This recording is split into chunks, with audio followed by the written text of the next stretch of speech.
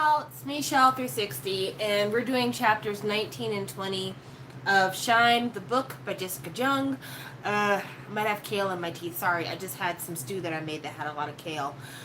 I almost forgot to do this review tonight because I so am not checking for this book anymore. I'm so through with this book. But yeah, I just finished reading chapters 19 and 20, and I hate Jason Lee more now than I ever have in the entirety of this book. I really have. Like, I thought that I disliked him in the last couple of chapters, but chapter 19 and chapter 20 just make me feel like Jason is practically worthless other than to sing and dance. So, chapter 19 begins with Rachel calling her sister Leah back in Korea because she's in Canada right now. They're finishing out their Canadian tour. And as she's talking with her sister, she is like, I can't sleep, and so I'm going to go downstairs and wait for the car or the van or whatever that's going to take us to the next tour stop. And as she goes downstairs, she overhears Jason yelling with somebody who refuses to visit him when they go to their next tour stop, which is in Brentwood. And real Canadian city or not, I don't know, because later on in chapter 20, they allude to the fact that Jason's family owns most of the city, so that's the reason why I can't be sure that it's real or not. But when she goes downstairs, she hears him yelling.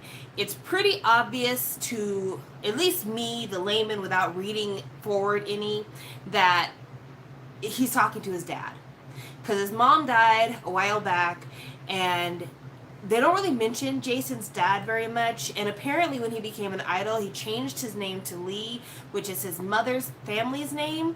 So that's the reason why I say it. I feel like he's probably talking about his dad. Also, his dad says he never wants to set foot in Brentwood, or the person on the phone says they don't ever want to set foot in Brentwood. So I'm assuming it's the dad, which I don't know if the issue is that the dad has hard feelings towards the mother's family, if the dad is upset because the son changed his name to his mother's name. I don't know what the drama is there. I don't know if we'll ever get any insight for that, because Rachel doesn't seem to be the kind of person to find out any information from anybody. Like, she hears a lot of people say in conversations happening around her, but she never really tries to poke into what people are saying, which that's fine. But as a person reading a book, I would hope that Jessica would understand, as a writer, when you bring up certain topics, people get interested and they want to know, oh, what's going on with that? I'd like to know more about, like, the behind the scenes thing. So I ended on chapter 20. There's 26 chapters. We have 6 chapters left to try to figure out the mystery of what happened between Jason and the person he was talking on the phone with. Anyway, Jason's down there. She overhears this conversation. He is kind of startled that she overheard the conversation, but doesn't call her out about it. And then Mina comes downstairs. Now, when Rachel was getting ready to go downstairs, she had on, like, a large, oversized orange shirt that I guess is like her, almost like a nightgown style shirt, which I will say this. Mina comes downstairs completely dressed to the nines, makeup, hair done, everything. And it may seem weird that she would be dressed so great just to travel from one city to the other, but paparazzi is a thing. And I think that Mina, believing we are now K-pop stars, she wants to be prepared for any instance. So she comes downstairs basically in airport fashion. You would think that Rachel would know that too, but maybe because they're in Canada, she thinks otherwise. But this is where it really becomes stupid. So Mina comes downstairs, full ponytail, full makeup. She's even got little gems glued to her face. Nice outfit on. At some point, Jason is like, I don't want to ride in the company van to this place we need to go to. I want to drive a car there because I need to do some driving and let off some steam. And as he's driving them to the venue, he decides to take a shortcut because he's from Canada, and they get stuck in mud and have to get help. Well, because they get stuck in the mud, they're almost late to the venue where they're going to have their performance. And Jason told the girls that the manager was going to get their show outfits and bring them to the venue, and the manager did not. Mr. Han, I guess, is a manager, which, because I thought Mr. Han was one of the CEOs for the company, but he's kind of acting in the manager function, which is surprising because like stars have road managers, they have regular managers for like their company activities, and then there's different CEOs, board directors, makeup people, hair people, costume people. And somehow or another, Mr. Han is serving the function of maybe at this point, but he doesn't pick up the girls' outfits because he says that he told Jason the girls were supposed to wait for their outfits to be ready from the hotel dry cleaner, get the outfits themselves, and then go to the venue. Which either Jason like horribly misheard what Mr. Han said, or Mr. Han is lying to cover his ass. Don't know which one because Mr. Han only talked to Jason. He didn't talk to the girls. The only thing he said to the girls was there's still room in the DB van if you want to ride. That's all he said to them. So, that all being said, they don't have their show outfits. Mina is completely upset. She's blowing up at Jason because really this was his fucking fault. It was his fucking fault. It's his fault they got stuck on a dirt road. It's his fault that if Mr. Han said they were supposed to wait for their outfits, he didn't relay that to the girls. This is all Jason's fucking fault. But she doesn't have an extra change of clothes with her. Rachel does. Rachel has like a whole outfit in her bag that she brought with her on their little road trip. Now Mina comes out of the hotel, hair done, nails done, face done, nice traveling outfit, but didn't have a spare outfit. But Rachel, who can't be asked to do hair, makeup, or clothes, does. That seems weird to me. Also, like I mentioned, most of the time when these people travel from place to place to place, they keep a stylist with them. They keep hair and makeup people with them. They have somebody on staff whose job it is to be the wardrobe keeper. It's not reasonable to expect the acts to keep up with their own wardrobe. That's just not even in the realm of possibility. Especially a company as big as DB, they would not be keeping up with their own wardrobe. Also, I'm just thinking to myself, after hearing Key talk about his Burt Gucci and all that kind of stuff, they have people that assist them with all this stuff. Who's the staff traveling with them? Because their staff has to do a multitude of things. And it's not mentioned in here, and I know Jessica would know because she's had to have experienced this before. Your staff would be in charge of waking you up, would be in charge of getting you ready for wherever you're supposed to be going to that day, making sure you have a meal wherever you're going. They would be in charge of your clothes. They would be in charge of all of your supplies. They would probably be the ones handling your passports and everything else. I just don't understand why this set of circumstances even happened. Also, as for Jason driving his own car from the hotel to the venue, once they got to the venue, him in his own car with no security or anything else seems like a very dicey prospect. Why would the executives at DB let that happen? But I'm digressing a lot. On this car trip, after they've had this car trouble and they get stuck on the road, Jason walks to like the nearest convenience store to get help.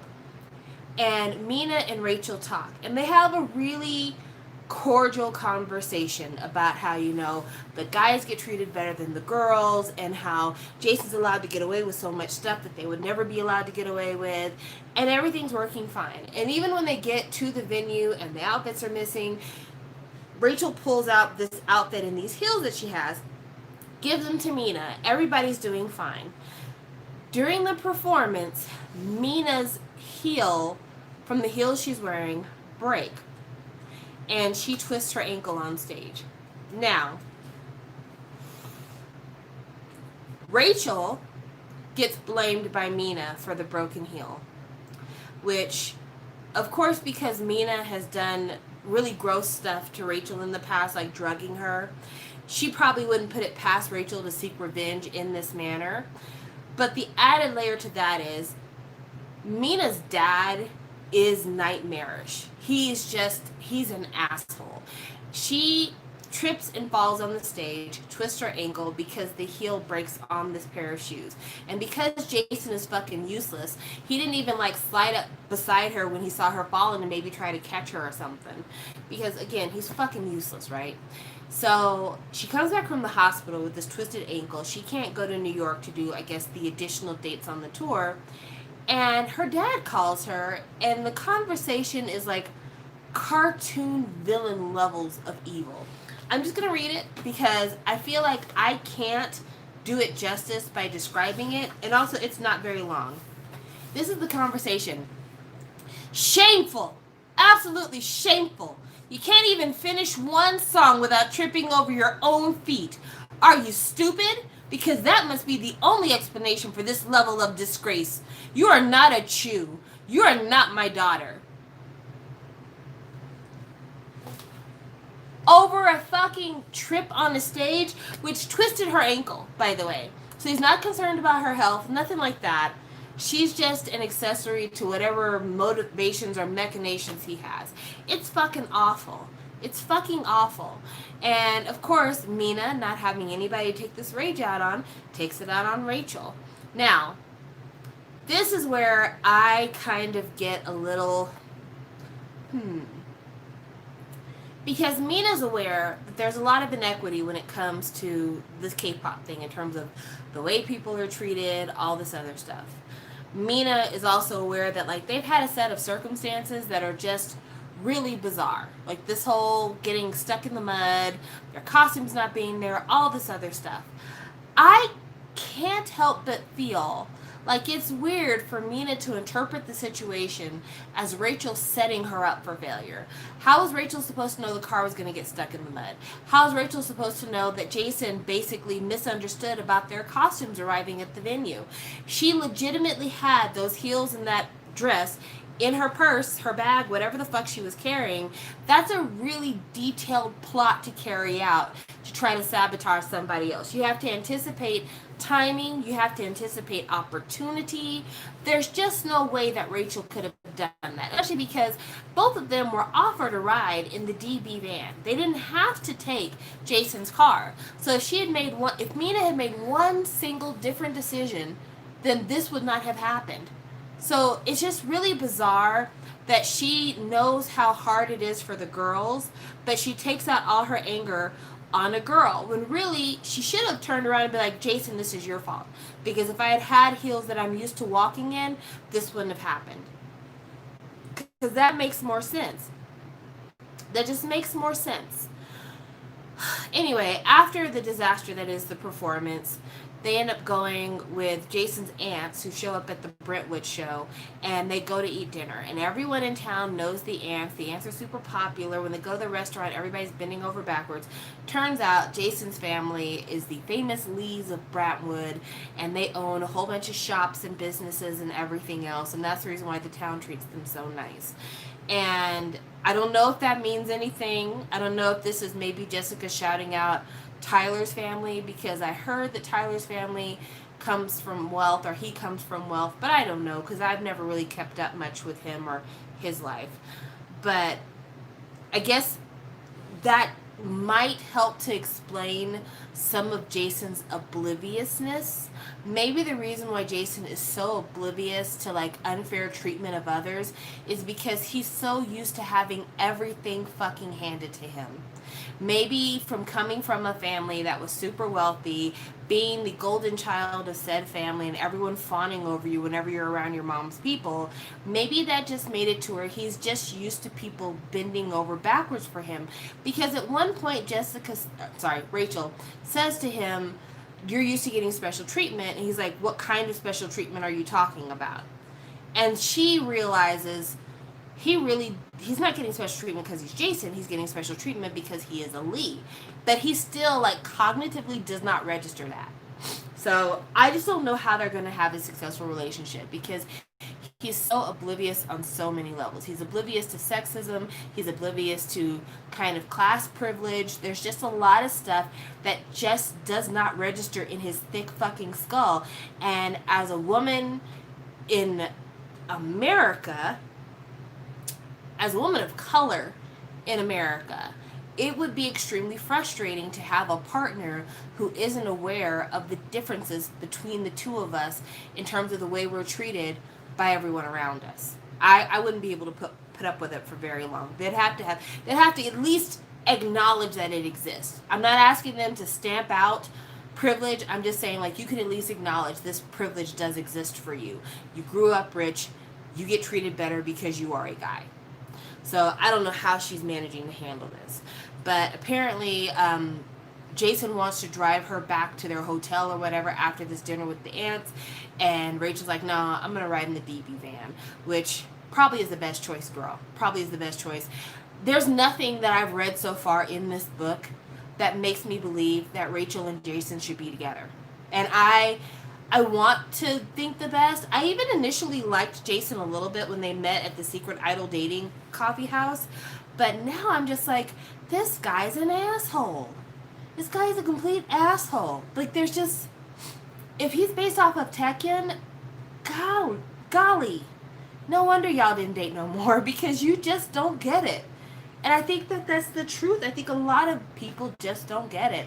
And also, like, Jessica, I'm going to talk to you for a minute, too.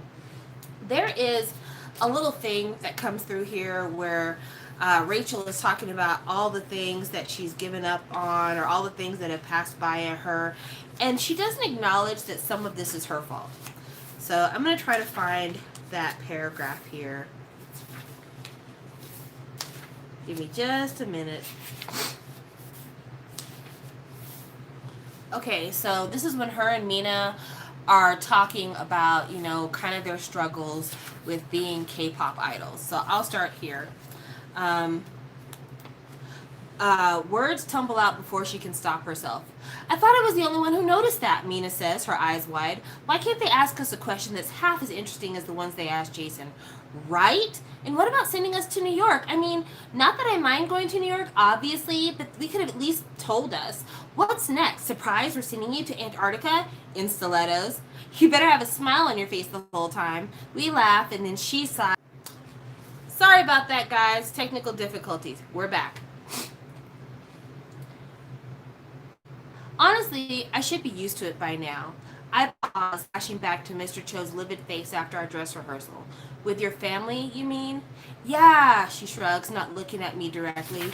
No need to make your own choices. Just smile and do as you're told. That's basically my family's motto. I don't know why it still surprises me. It's been that way forever. Mina's cheeks have turned bright pink and she lets out a big exhale. Sometimes I don't even know why I'm still doing this. Yeah, I know what you mean, I say, thinking of the past few weeks, letting the frustration and sadness build up inside of me. Number one on her list of, I don't know why I'm doing all of this. Losing Jason, missing my dad's graduation, not speaking to Akari, that's totally within your power. Leah not going to Everland. It's like, how much more are they going to ask us to sacrifice before letting us debut? My whole family just up and left our life behind in New York for me, and it's been 6 years and nothing.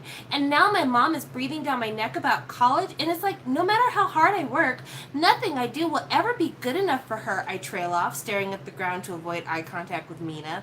Mina clears her throat. Sounds a lot like my dad. I choke out a small laugh as I realize how much Mina and I actually have in common. Yeah, she's not the kind of person you ever want to disappoint. Even my dad is too scared to tell her he's been going to law school for the past 2 years. He just graduated and he swore me to secrecy until he gets a job. Mina lets out a low whistle. Wow, I'm sure he'll get a job soon, though. I mean, if he has the same work ethic as Princess Rachel, he's got to be the best lawyer in Seoul, she says non-sarcastically.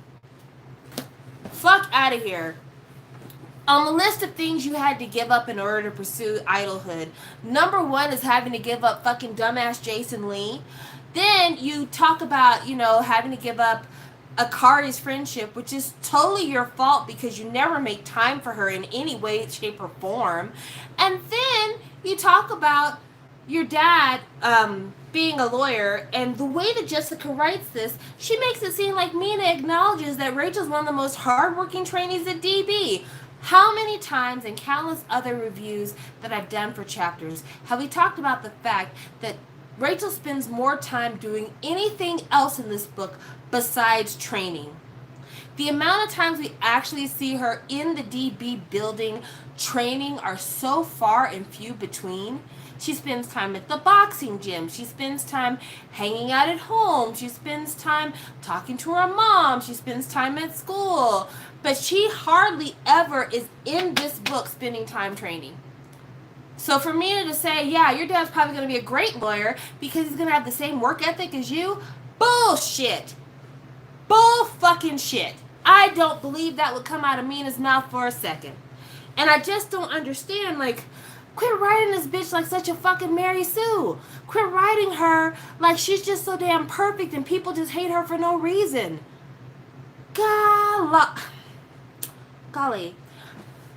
Akari, I hope that somebody picks up your storyline, renames your character, and does a whole book about you, because you are the real MVP. Every time I think about the things going on with Rachel, I always come back to, if only this fucking book had been about Akari, because Rachel is just fucking useless.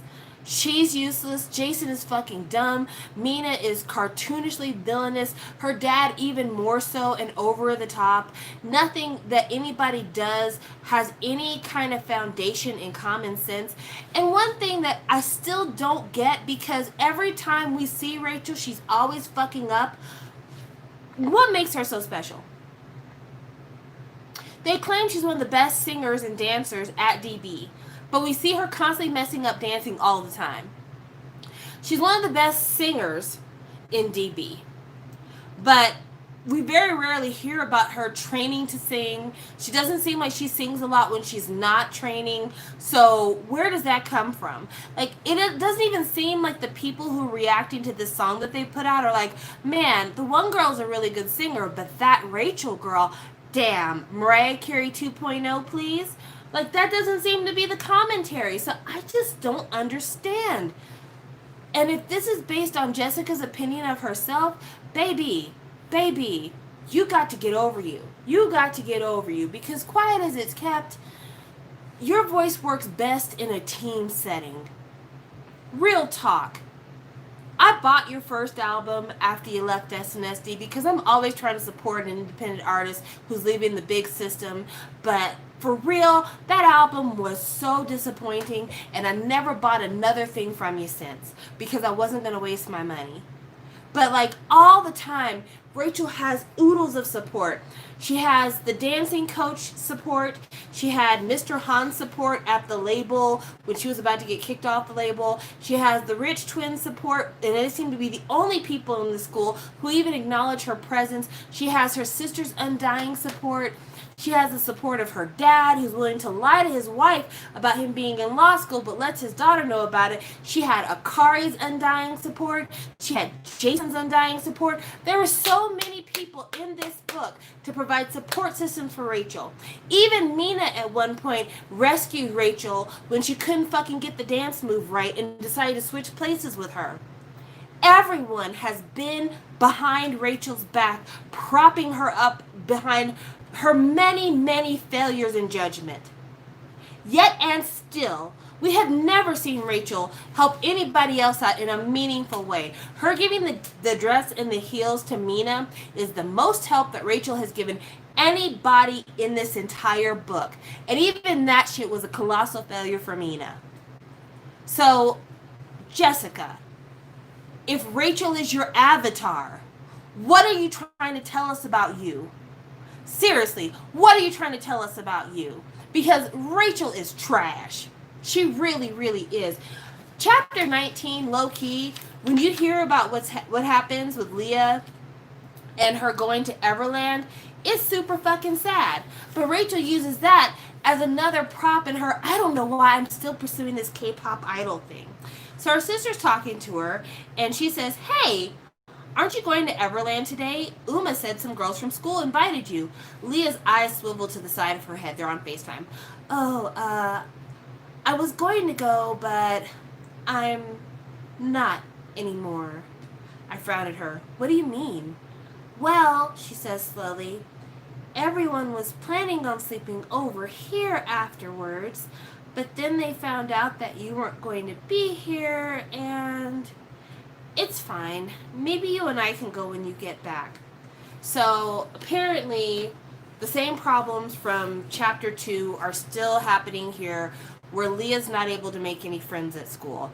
Funny, because Leah seems to have a really sweet personality. She seems to be an awesome little sister and just like a genuinely nice person and a very enthusiastic, optimistic person. Now, if Sourpuss Rachel can make friends with the makeup twins, Why can't Leah make friends? Why do all her friends have to be based on her sister? These bitches don't even know Rachel. At first, they wanted to be friends with Mina, hoping that Rachel can tell them the dirt about what goes on behind the scenes at DB. Now that Leah's sister actually has a song on DB, they want to hang out with Leah. But these bitches don't even have like the common sense to be like, okay, well maybe her sister's not going to be here tonight, but we still want to spend the night with Leah because it may benefit us in the long run to be friends with somebody whose sister may potentially become a K-pop star. Hell, why doesn't anybody just want to be friends with Leah on her own merits? Is there nothing about Leah that Jessica thought would be fun to write to maybe give credence to the idea she could make friends on her own without needing her sister's clout to drive her friendships? I'm so desperately sad about everybody in this book except for fucking Rachel and Jason. I'm almost sad for Mr. Han because here he was, an executive wearing a Rolex around the company. He's got to babysit these fucking assholes. So yeah, I'm going to try to read, I'm going to take a break, and I'm going to try to read chapters 21 and 22, and I might go live again in another hour. I don't know, because I did say on my last live stream that I thought that I would film the review early because I did not want to film on November 3rd. So in the mood that I'm in right now, I could probably take a break for another 30 minutes and be back up here with another review for chapters 21 and 22. Let me see how many pages that is, just to make sure I'm not bullshitting myself. Chapter 23 is page 298, 278. That's 20 pages. I could do that. So if you guys want me to come back in another, I would give myself 40 minutes. Let's just say 40 minutes max. If you guys want me to give myself 40 minutes to go ahead and read through these next two chapters and come back, let me know in the live feed. And if you want me to, I will. Otherwise, I'll be back tomorrow reading those other two chapters because at this point, I just want to go ahead and get this over with. So Sky Sapphire says, oh, is it how Jessica really thinks about Crystal? I wonder that. I wonder if that's really how she feels about Crystal. And if she does, like, damn, Crystal, that really sucks. All right, so it looks like I've got two people saying they're cool with that. So right now it is 8:40 where I'm at. Give me another 40 minutes. I'm going to hit the head real quick and then come back.